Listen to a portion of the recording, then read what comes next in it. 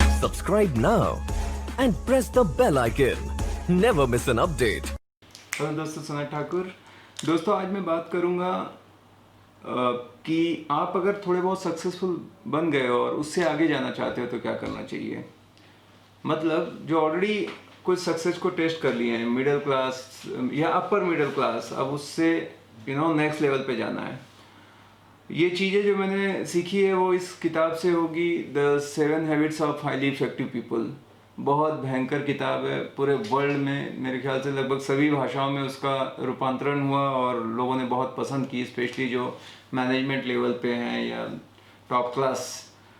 तो उसमें कुछ चीज़ें साथ बताते हैं। मैं एक ही वीडियो में सारी नहीं बता के 3-4 मैं कोशिश करूँगा एक में बताऊँ और 2 पार्ट में ये वीडियो होगा। दोस्तों, ये चीज़ें बहुत बड़ी है, इसकी गहराई को आप समझने की कोशिश करना। दिखेगी कि सिंपल है पर है बड़ी पावरफुल। पहला उन्होंने बताया था कि बी प्रोएक्टिव।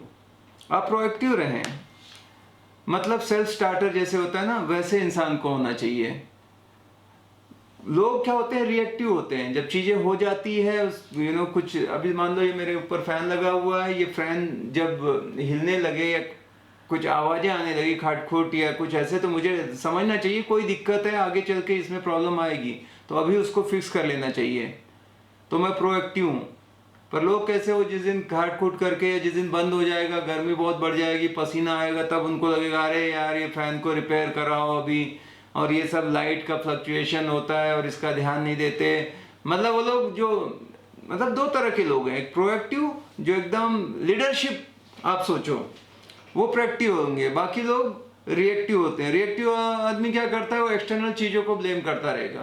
बोलेगा गवर्नमेंट थोड़ा सा ये काम ठीक नहीं कर रही, वो ऐसा नहीं कर रहा, ये ऐसा नहीं कर रहा, ये कंपनी ने फैन सही नहीं बनाया, सब जगह वो रिएक्टिव लोग का रहता है। प्रोएक्टिव सोचता है मुझे थोड़ा सा इस पे ध्यान रखना चाहिए था, अगली बार मैं इसका कोशिश करूंगा। प्रॉब्लम हो सकती है उसके साथ भी, ऐसा नहीं हो, अपने कंट्रोल में नहीं रहती है, बट उसको अगली बार ना हो तो उसके लिए क्या करूं, या अभी से मैं उसको कैसे फिक्स कर दूं। समझ गए? तो ऐसा रहता है प्रोएक्टिव का काम। प्रोएक्टिव लोग क्या करते हैं कि प्लान करके जिंदगी की चीजें करते हैं। जैसे उनके पास क्लियर एक उद्देश्य होता है, कोई एक सपना होता है, तो आसानी उनको एक डायरेक्शन देता है, ड्रीम या उसके लाइफ का कुछ गोल होता है। तो ये प्रोएक्टिव। रिएक्टिव लोग हैं जो सिचुएशन आएगी उसके हिसाब से चलते रहते हैं। फुटबॉल जो इधर मार दिया उधर चल दिया, कुछ पता नहीं कब जाना है, कहाँ जाना है, कितने बजे जाना है, कुछ नहीं, बस घूम रहे हैं। वो कटी पतंग किधर गिरेगी मालूम नहीं। तो इसलिए प्रोएक्टिव हो जाना चाहिए, प्रोएक्टिव होना चाहिए, प्रोएक्टिव। हाँ, सेकेंड चीज है begin with the and in mind. मतलब कोई काम की शुरुआत कर रहे हैं तो हमें पता होना चाहिए उसका परिणाम क्या होगा। परिणाम को देखते हुए किसी काम की शुरुआत करें। ये तभी होगा, जैसे पहला मैंने बताया था, प्रोएक्टिव लोग क्या करते हैं, उनके ड्रीम वो पूरा डिफाइन करते हैं कि क्या होगा।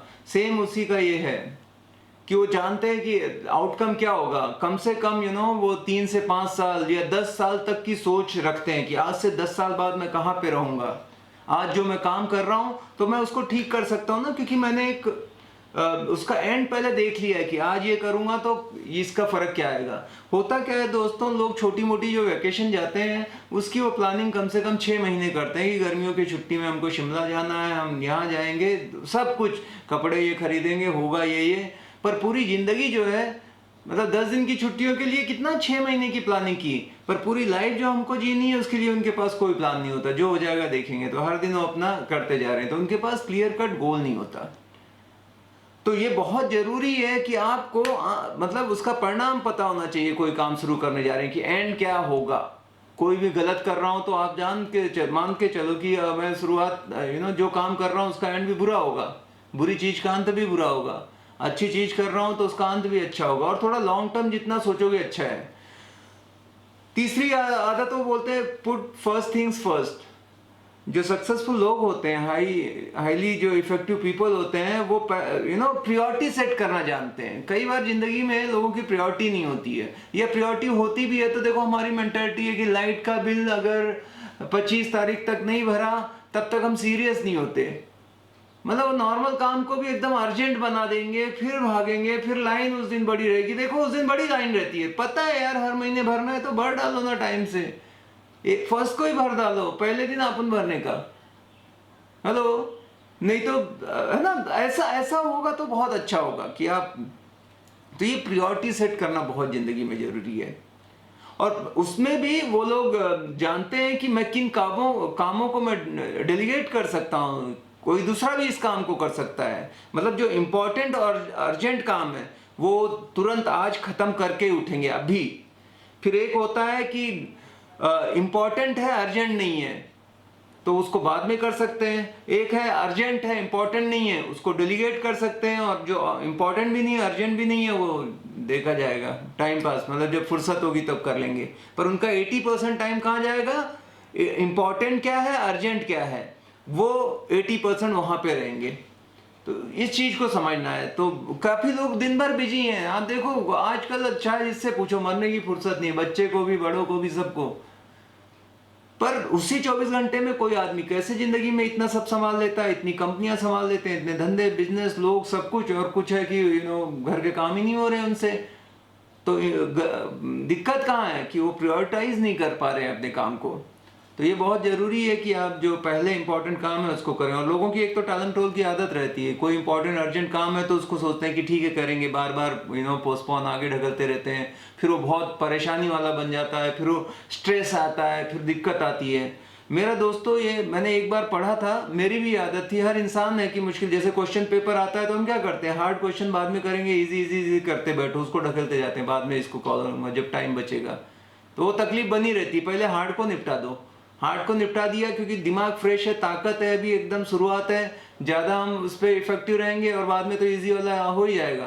तो मॉर्निंग में मुझे लगता है मैं एकदम पीक पे रहता हूँ, एकदम बेस्ट रहता है, मूड फ्रेश रहता है, एनर्जी लेवल एकदम हाई रहता है, इमोशंस सब एकदम परफेक्ट रहते हैं।